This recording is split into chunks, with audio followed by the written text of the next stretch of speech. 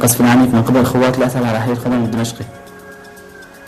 Bombing and clashes increase in the southern neighborhoods of Damascus, and more than 103 people are killed today.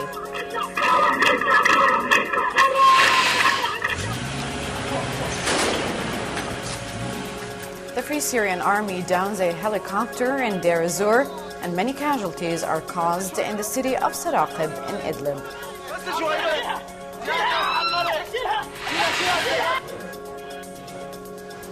Also in the news, Brahimi meets with Bashar al-Assad and describes the crisis as dangerous on Syria and the world.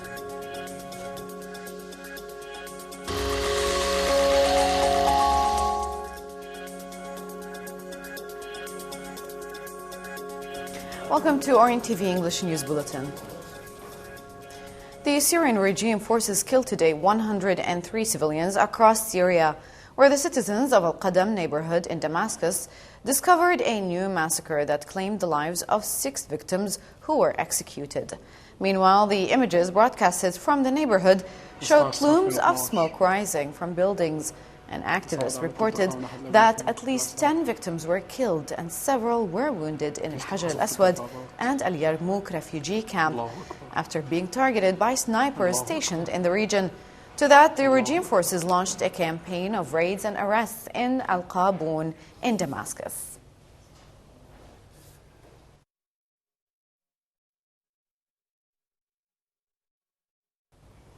The regime's warplanes targeted Al-Abbada and Jisrin and Mleha in Damascus, while the warplanes flew over Douma, Harasta, Saqba, Hamuriya and Zamalka. To that, an unidentified body of a victim whose hands and legs were tied near Al-Uruba school in Qatana. Also, new bodies were found in the town of Yalda, while activists broadcasted images of the devastation caused to Sayyida Zainab area due to the heavy shelling.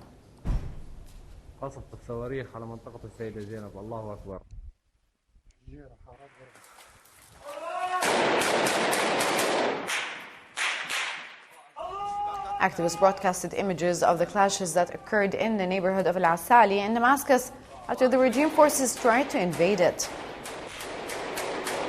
15/9/2012 Allahu Akbar. Allahu Akbar. More than 8 months have passed since the first military operations that targeted East Ghouta in the province of Damascus. Operations are still continuing until this day.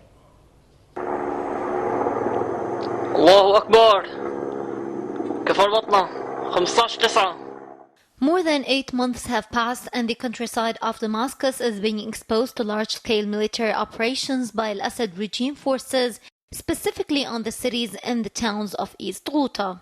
The eastern suburbs of Damascus, or what is known as East Ghouta in Damascus, includes a number of cities, towns, and villages, which are Douma, Harasta, Zamalka, Kafar Batna, Arbin, Deir al-Asafir, and in addition to Jisrin, Hamuriya, Saqba, Al-Mleha, Hazza, Al-Nashabiyya, Al-Qnaitra, and Hiran al-Awamid. The regime's military and security operations began in these areas earlier this year, after those cities joined other areas in revolting against the Syrian regime, after the growing movement of splits when the Syrian Free Army and the rebels took the area of East Ghouta as a point of concentration.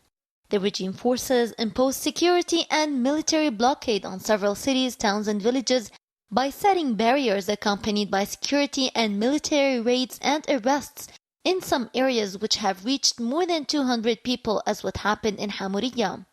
The regime forces imposed security and military blockade on several cities, towns, and villages by setting barriers accompanied by security and military raids and arrests, such what happened in some areas where the number of detainees have reached more than 200 people, as what happened in Hamuriya.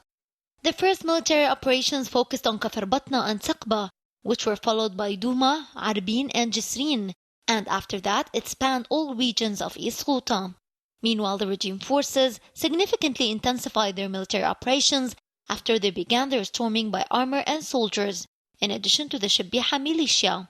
Soon they used aircraft due to the resistance by the Free Syrian Army on the ground. The battles of this region was marked by back-and-forth battles between the Free Syrian Army and the regime forces, according to activists. Meanwhile, the suffering of the people in Al-Ghouta did not stop on the massacres and the bombing, but rather extended to a forced displacement movement toward the capital Damascus and the surrounding areas. The General Authority of the Syrian Revolution said that the neighborhoods of Masha' al-Tayyar and al-Faraya in Hama witnessed raids of several houses, and the security and military patrols are making extensive inspection campaigns in the neighborhood of Kazu. Meanwhile, the security forces were heavily deployed in the neighborhoods of Al-Jib, Al-Arba'in and Al-Hadir. هذا الشاب كمشوه ليك كرباج بيده بده يفوتوا يقتلوه. And in Jabal Shahshibo, protesters took to the streets in the town of At-Tawba in morning demonstrations, chanting for freedom and supporting the Free Syrian Army.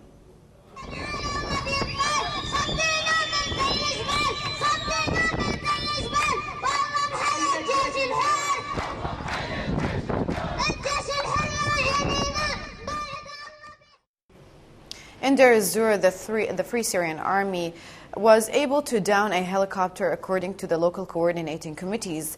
Meanwhile, the town of Buqras, Fouqani, was constantly bombarded by heavy artillery.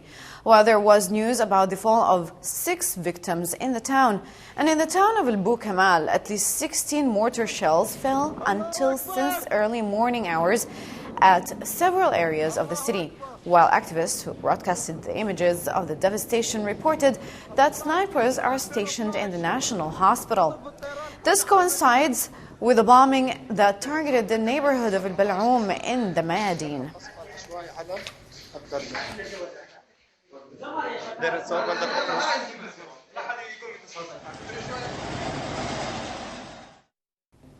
The shelling on the town of Kinsabba in the countryside of Latakia led to the fall of several victims, dead and wounded. Among the victims are 2 children and their father. To that, the shelling renewed on the town of Al-Khadra in the village of Ras al-Basita. Meanwhile, activists broadcasted images of camps in Al-Madina Riyadiyya, saying that there are 4 displaced citizens who fled away from the intensity of the shelling on the villages of Latakia. The area of El-Leramoun in Aleppo witnessed heavy bombing by the regime helicopters, which targeted water tanks in the neighborhood of Al-Haydariya. This comes a few hours of the military campaign and the bombing that was witnessed in the old neighborhoods of Aleppo, Bab al-Nasr and Al-Maysar. Meanwhile, in Aleppo suburbs, the city of Al-Bab is still being bombed by the MiG planes of the regime, which was also the cast of Erzaz that witnessed bombing from Ming military or airport.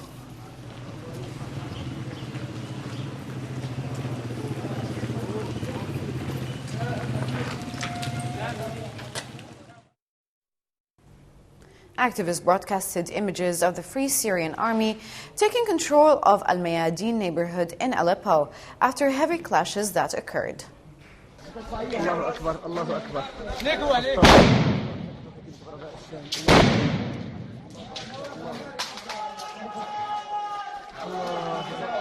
الله أكبر هات الله أكبر الله أكبر لواء الفتح وكتيبة غرباء الشام حي الميدان الله أكبر الله أكبر الله أكبر معارك دامية بين.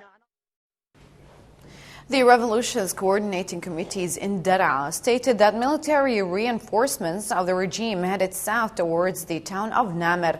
Meanwhile, many citizens were injured due to the constant bombing on the town of Salmin and El-Mzarib, in addition to the invading and thoroughly searching the southern area of Al-Hirak. Moreover, the town of Al-Yadude witnessed a massive spreading of snipers, according to activists. This comes as heavy gunfire was heard near the National Hospital in the city of Daraa.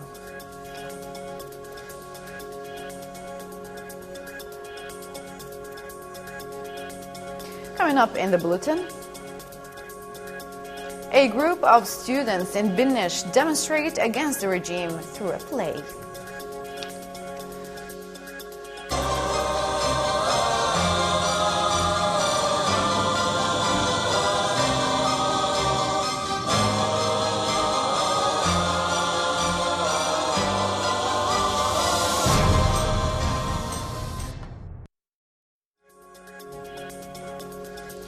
Welcome back. You're watching Orient TV English News Bulletin. The General Authority of the Revolution stated that the city of Al-Hula and Homs suburbs is being bombed by the regime's artillery, while 2 explosions shook the cities of Al-Ghanto and Tir Ma'alla. In addition to that, activists reported that the bombing caused a massive displacement of citizens and said that there is a high risk of humanitarian catastrophe if the bombing continued. Furthermore, new images showed the destruction that was left in the neighborhoods of Homs due to the military campaigns carried out by the regime.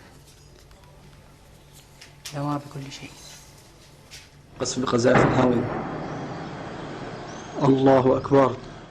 Military campaigns continue since more than a year and a half, during which massacres were committed in many neighborhoods of Homs, such as the massacres of Al-Hula, Baba Amr Al-Khalidiyya and Karm al-Zaytun in the suburbs of the province. Massive destruction in the neighborhoods of Homs resulted in the destruction of entire buildings and the destruction of the infrastructure of these neighborhoods, while collective massacres and the destruction of all life means led to the displacement of thousands of families.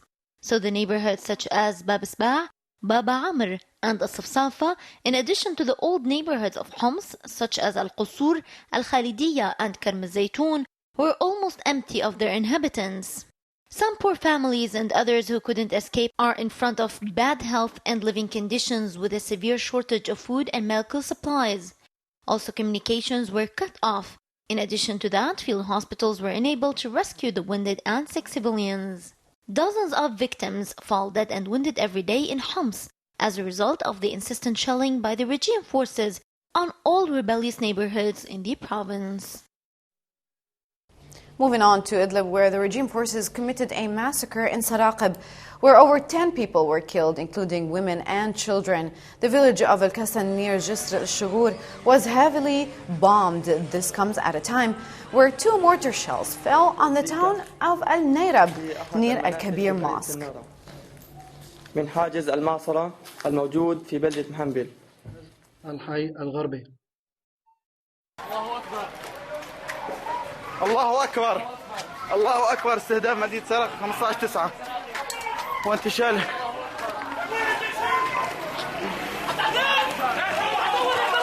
الله أكبر الله أكبر. يا الله يا الله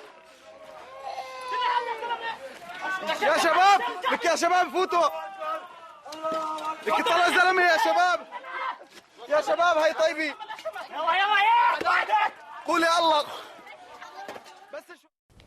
Politically, the joint Arab UN representative to Syria, Lakhdar al-Ibrahimi, said after meeting President Bashar al-Assad in Damascus that the crisis in Syria is worsening and that it will pose a threat to Syrian people and to the world. In the same context, the Syrian television reported that al-Assad called during his meeting with Brahimi to an internal Syrian dialogue based on the wishes of all parties.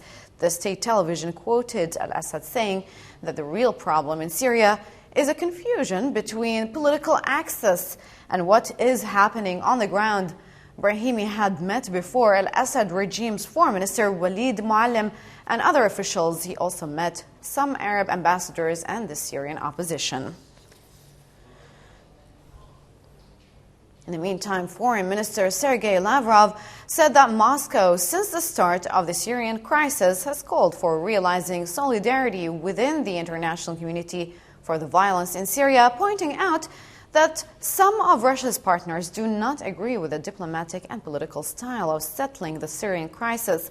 Lavrov said in an interview that there is a base for a political and legal settlement adopted by the international community, meaning the UN Security Council resolutions and the Annan Peace Plan, consisting of 6 points, as well as a final statement of a working group on Syria, which was held in Geneva.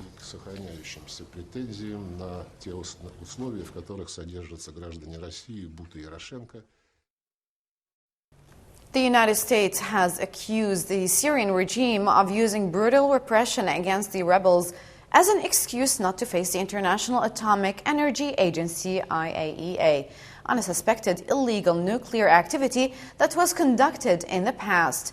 The U.S. envoy to the International Atomic Energy Agency, Robert Wood, said that what's happening in Syria, or what Syria is doing at the moment, are acts of destabilization to justify its refusal to fulfill its obligations under the Non-Proliferation Treaty concluded to prevent the spread of nuclear weapons, adding that the Syrian regime uses brutal repression as a justification for not cooperating with the investigation conducted by the agency.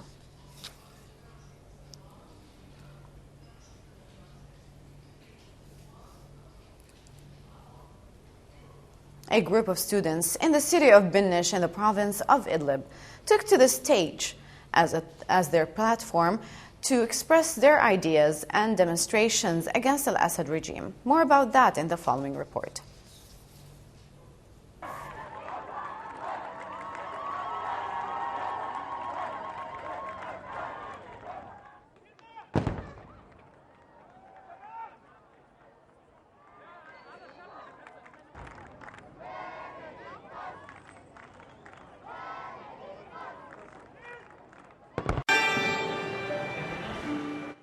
Many forms of the revolution's peaceful tools are being created by the Syrian citizens to retaliate to the regime's brutality. The citizens of the city of Binnish in the province of Idlib used the stage and theater as a tool to face the government's machinery, such as this play that was performed by a group of young students from the city.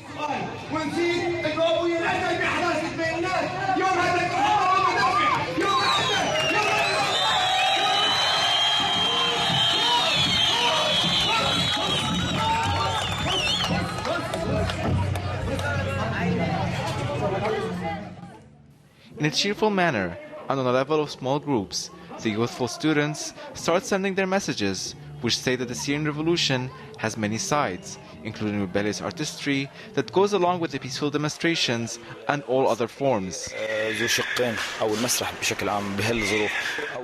And despite the fact that the regime is pushing the Syrian citizens to carry weapons and join the Free Syrian Army, this doesn't change the reality of the peaceful intentions of the Syrian revolution, which started and is still taking this form through the demonstrations that are united in its artistic themes against the regime.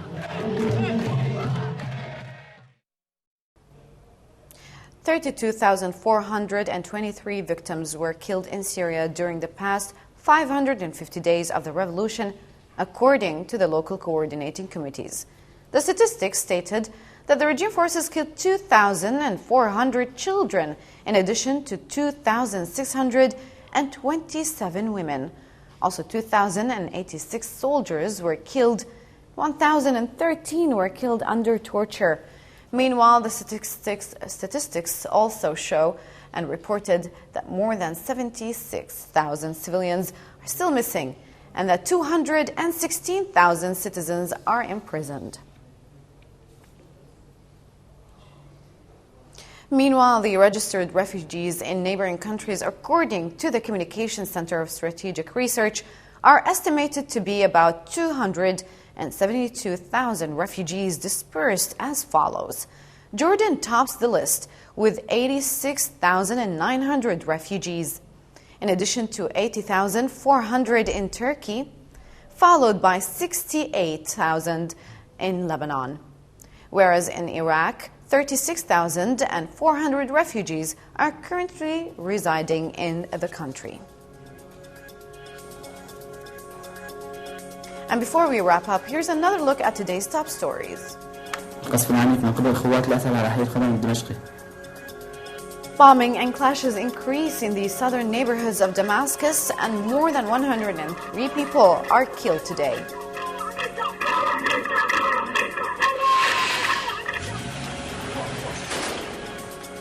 The Free Syrian Army downs a helicopter in Deir ez-Zor, and many casualties are caused in the city of Saraqib in Idlib.